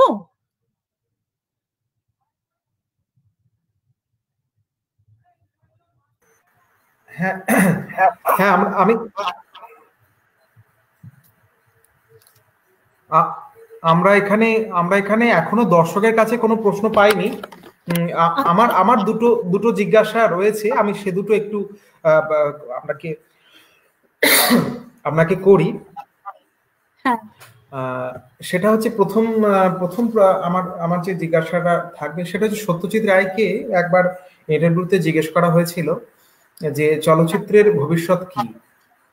তো সত্যজিৎ রায় তখন বলেছিলেন যে আমি মনে করি যে চলচ্চিত্রের আলাদা করে কোনো ভবিষ্যৎ পরিকল্পনা করা হয়তো অসম্ভব। তো তো আজকে যখন বিভিন্ন লেখায়, বিশেষ করে আমি সঞ্জয় মুখোপাধ্যায় তার লেখা, বেশ কিছু লেখা যেহেতু এখনকার সময় তার চলচ্চিত্র নিয়ে আলোচনা বিশেষভাবে আমাদের নজর কাড়ে। তো এই যে আপনি যখন আপনার আলোচনা শেষের দিকে করছিলেন, তখন একটি গুরুত্বপূর্ণ প্রসঙ্গ এখানে উঠে এলো যে চলচ্চিত্রের যে সামাজিকতা এবং এবং এবং এই যে সমাজ নিয়ন্ত্রণের, অর্থাৎ আমরা ভারতীয় চলচ্চিত্রের ক্ষেত্রে তো সেই অর্থে, মানে আমি বলছি যে আমরা থ্রি ইডিয়টস এর মতো সিনেমা দেখেছি, বা যে সিনেমাগুলোতে এই যে পজিটিভনেস, এই যে সদর্থক যে অনুভূতি, তাকে কোথাও শ্রীবৃদ্ধি করার একটা প্রয়াস তারা চেষ্টা করছে। তো এই জায়গা থেকে তো মানে আমি বলছি চলচ্চিত্রের দায়ভারটা কোথাও থেকে যায়, যে যেটা হয়তো একটা সাহিত্যের ক্ষেত্রে যে কথাটা অনেক সময় বলা হয় না। মানে আমি যদি বলি যে জীবনানন্দ দাশকে সামাজিকতা দেখাতে হবে বা শক্তি চট্টোপাধ্যায়কে সামাজিকতা দেখাতে হবে, আজকে শক্তি চট্টোপাধ্যায়ের হ্যাঁ, এটা খুব ইন্টারেস্টিং অবজারভেশন অরিন্দ্রজিৎ। সে সত্যি তো, মানে সাহিত্যের ক্ষেত্রে কি দেখাতে হবেই, মানে সিনেমা কি শুধুমাত্র মানে আর্ট ফর দ্য আর্ট সেক কি হতে পারে না? একটা কথাই আছে, হ্যাঁ কেনই বা সব, তুমি বলতেই পারো যে কেন হবে। কিন্তু ইন জেনারেল আমরা মনে করি যেহেতু সব থেকে বেশি সংখ্যক লোক এই ছবি তো সাহিত্য দেখে কি মানুষ এখনো, এই জেনারেশন, তো আমি আর সাহিত্যের কথা বলবো না, আমার ধারণা আমার ছাত্রছাত্রীরা আছে তারা বলতে পারবে যে তারা সত্যি কত বই পড়ে, বই পড়া, গল্পের বই পড়া। এবং আমি জানি না মানে কতটুকু আর আছে আর কি এই জেনারেশনের তারা বই কিনে পড়া, তাও যদি বা গল্পের বই থাকে তারা এমনি মেমোয়ার্স, ট্রাভেলগ, প্রবন্ধ, সিরিয়াস প্রবন্ধ, যে গবেষণা করছে সে তার নিজের যে বিষয়ে আগ্রহ আছে সেই বিষয় সংক্রান্ত প্রবন্ধ সে নিশ্চয়ই পড়ে। কিন্তু যে গবেষণা করছে না, যে অন্য কোনো প্রফেশনে আছে, বা যে গবেষণা করছেও সে তার ঠিক নিজের আগ্রহের বিষয়বস্তু ছাড়া আর অন্য বিষয়ের প্রবন্ধ কি সে পড়ছে? তার সময়ও নেই হয়তো, মানে আমি তাকে দোষ দিচ্ছি না, তার সময়ই নেই, কারণ আমাদের তো সারাক্ষণ একটা ডেডলাইন মিট করতে হচ্ছে। ফলে আমি আমার নিজের যতটুকু পড়বার সেটা এত বেশি, সেটাকে শেষ করে অন্য জায়গায়। সিনেমার ক্ষেত্রে এই লিমিটেশনটা নেই যেটা সাহিত্যের আছে, এটা আমার ব্যক্তিগত মতামত। হ্যাঁ, যে সিনেমার ক্ষেত্রে সিনেমার যে কোনো সময় যে কোনো ভিজুয়াল মাধ্যমে দিয়ে, যে বললাম যে একটা অদ্ভুত ভাবে চোখে দেখা আমাদেরকে এমন ভাবে প্রভাবিত করে। আর সিনেমার মধ্যে তো একটা গল্প আছে, সিনেমা একটা ছবি, যখন প্রথম সিনেমা তৈরি হলো তখন ছবি নড়ে চড়ে বেড়াচ্ছে, চার্লি চ্যাপলিনের ছবি, মডার্ন টাইমস, হ্যাঁ, গ্রেট ডিক্টেটর, এসব অসাধারণ যেসব ছবি, দ্য কিড, সেসব ছবিতে হ্যাঁ মানে গল্প, মানে বলার দরকার নেই, সিনেমার নিজস্ব ল্যাঙ্গুয়েজ রয়েছে, সাইলেন্ট ছবি, একটা হয়তো ডায়লগ। তার মানে কি এটা সাহিত্যেও, যে আমি একটা ছবির প্রত্যেকটা জিনিস বুঝে ফেললাম, পোস্টমর্টেম করলাম, নাও বুঝতে পারি, কিছু জিনিস আমি বুঝলাম না, কিছু জিনিস আমি নিজে ইমাজিন করলাম, কিছু জিনিস আমরা এই কলকাতা চলচ্চিত্রের দৌলতে কিছু কিছু ছবি, সাইমিন লিয়াং নামে একজন পরিচালকের ছবি দেখার আমাদের একবারই সুযোগ হয়েছিল, কিন্তু আমাদের কিছু বন্ধুরা তারা সাজেস্ট করে ছবি দেখি, সেটা অসাধারণ এক্সপিরিয়েন্স। হ্যাঁ, মানে সেইটা একটা তো এক্সপিরিয়েন্স, মানে আমি বলতে চাইছি যে এই যে ইন্টারন্যাশনাল সিনেমা তো একটা ল্যাঙ্গুয়েজ আছে, একটা লিটারেসি আছে, তাই না? মানে সেটা সবকিছুরই আছে, এটা মিউজিকের ক্ষেত্রেও আছে, এটা ক্লাসিক্যাল মিউজিক, আমি যদি না বুঝি, আমার কানই নেই, কানটাই তৈরি হয়নি, কিন্তু সিনেমার ক্ষেত্রে তার সব সত্ত্বেও আমার কান তৈরি নেই, আমি ছবি আমার ভাল লাগছে না, আমি বুঝতে পারছি না কেন দুটো লোক কথা বলছে, কেন চলে আসছে, কেন পড়ে যাচ্ছে, কেন মারা যাচ্ছে, কেন দুঃখ করছে, কেন দুঃখ করছে না, সেইটা আমি বলতে চাইছি যে তার সত্ত্বেও একটা ইউনিভার্সাল অ্যাপিল আছে। ওই অ্যাপিলটার জন্য আমি ওটা ছেড়ে চলে যেতে পারছি না। ওই দৃশ্যগুলো আমাকে ক্যাপটিভেটিং আর কি, দৃশ্যগুলো আমাকে আটকে রেখেছে, একদম এনগেজ করছে। এটাই আমি বলতে চাইছি যে মানে সেই জায়গায় সিনেমা কিন্তু জিতে গেছে, সিনেমা বা ভিজুয়াল মাধ্যম জিতে গেছে, মানে সেইখানে কিন্তু তাকে কোনোভাবে বিট করবার কোনো ওইভাবে কোনো উপায় নেই আর কি। যেমনটা আমরা অনেক ক্ষেত্রে এই প্রশ্ন তুলে থাকি যে সিলেক্টিভ রিডার্স, অর্থাৎ এই সিলেক্টিভ ভিউয়ার্স, এই ল্যাঙ্গুয়েজটা হয়তো আমরা সিনেমার ক্ষেত্রে বলে কিছু নেই। হ্যাঁ, কেউ কিছু কেউ যে কোনো ছবি যে কোনো সময় আমরা দেখতে পাচ্ছি। আর এখন তো সবই আমার হাতের মুঠোয়, আমি সবই মোবাইলে দেখছি। তো বললাম আমি এবং আমার মোবাইল আমার কাছে একটা মানুষ, মোবাইল প্রায় একটা মানুষের মতো, একটা সঙ্গী, একটা বন্ধু, মানে সব থেকে নির্ভরযোগ্য তোমার মোবাইল এবং তোমার ল্যাপটপ। এবং সেটা আমরা কোভিডে বুঝতে পারছি যে লাস্ট 9 মাস ধরে একটা ট্রাবলড সময়ের মধ্যে আমি একমাত্র উপায় আমি মানুষের সঙ্গে যোগাযোগ করতে পারছি, তাই না? I can just the way I can reach out to people. হ্যাঁ, সেইটাই বলছি যে এইটাই একমাত্র হয়েছে আর কি। হ্যাঁ, তো আমাদের যেহেতু আলোচনার বিষয় সেটা হলো যে সময়, এবং শিরোনামের মধ্যেও আমাদের ছিল যে চলচ্চিত্র এবং সময়। তো এই যে সময়ের দাবি, মানে অনেক সময় যেমন আমাদের মধ্যে এই জিনিসটা হতে থাকে যে আমরা যারা ভুবন সোম দেখে এসেছি, আমরা যারা অযান্ত্রিক দেখে এসেছি, তো এবং আজকে যখন ওয়েব সিরিজের সিনেমাগুলো বা আমি যদি এখন আমাদের বলিউডের যে সিনেমা হোক বা টলিউড সিনেমা হোক দেখি, তো সেই যে আবেদনের জায়গাটা, অর্থাৎ এই যে তাহলে কি আমি এটা ধরে নেব যে সময়ের দাবি মেনেই আমরা এই যে বদলগুলো, এবং বদলটা কোথাও না কোথাও মানে যারা সিনেমা নিয়ে গবেষণা করতে চায় তাদেরকে কোথাও না কোথাও একটা হতাশা, তাদের একটা হতাশার কারণ হয়তো হয়ে দাঁড়াচ্ছে। হতেই পারে না, কিন্তু আমি বুঝলাম না ঠিক প্রশ্নটা অরিন্দ্রজিৎ, কেন যারা গবেষণা করতে চায় তাদের ক্ষেত্রে হতাশার কারণ হয়ে দাঁড়াচ্ছে? হ্যাঁ, আমি বলছি যে আজ থেকে 50 বছর পরে,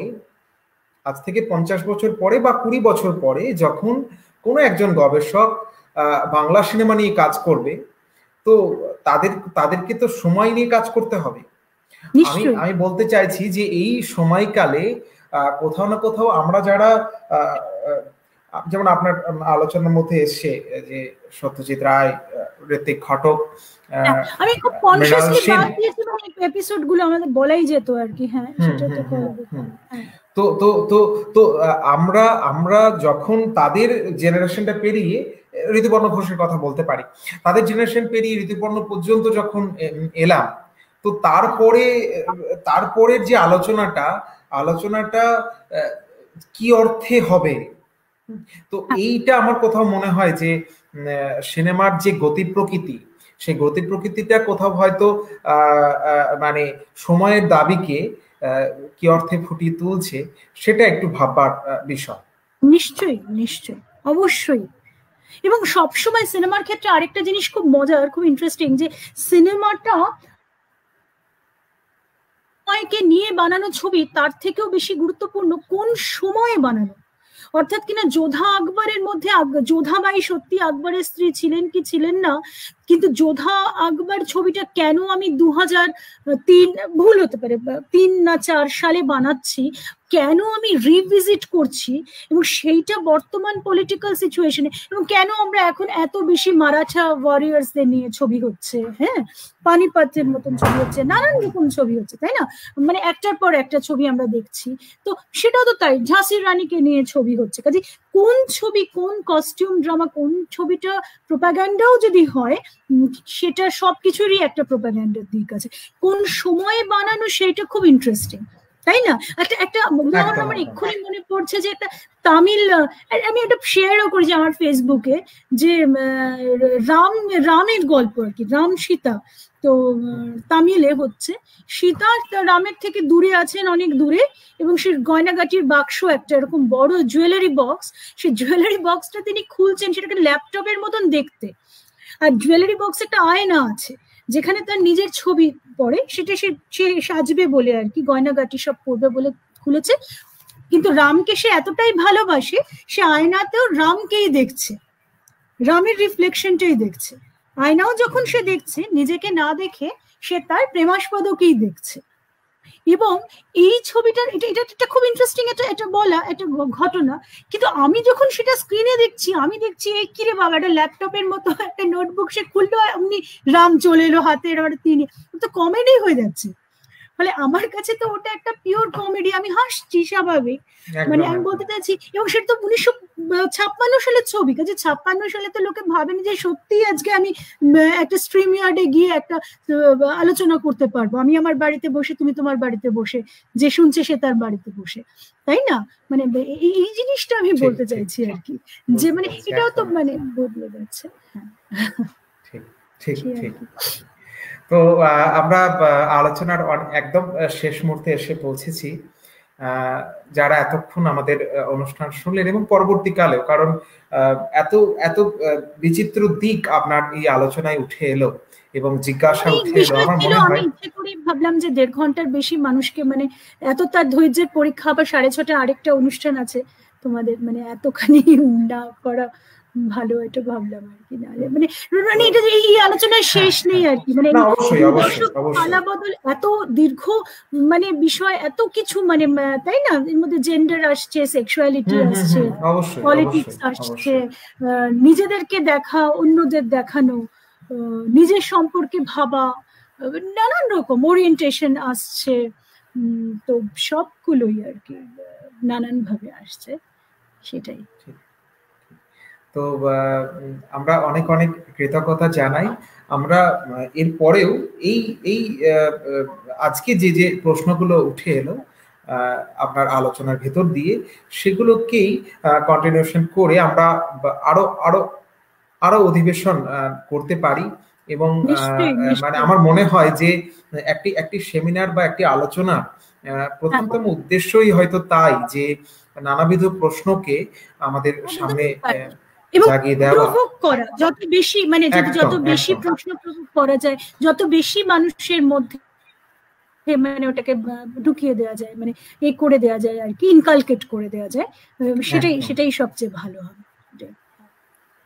তো আমরা আবারও অনেক অনেক কৃতজ্ঞতা জানাই। ভালো থাকুন, অনেক ধন্যবাদ আমার তরফ থেকে, দেখা হবে। নিশ্চয়ই। তো এতক্ষণ যারা শুনলেন আমাদের অনুষ্ঠান, পরবর্তীকালে যারা শুনবেন তাদেরকেও আমরা অনেক অনেক ধন্যবাদ জানাই। সকলে ভালো থাকুন, শুভ সন্ধ্যা। আজকের অনুষ্ঠান তাহলে এখানেই শেষ করছি। সকলকে নমস্কার। নমস্কার।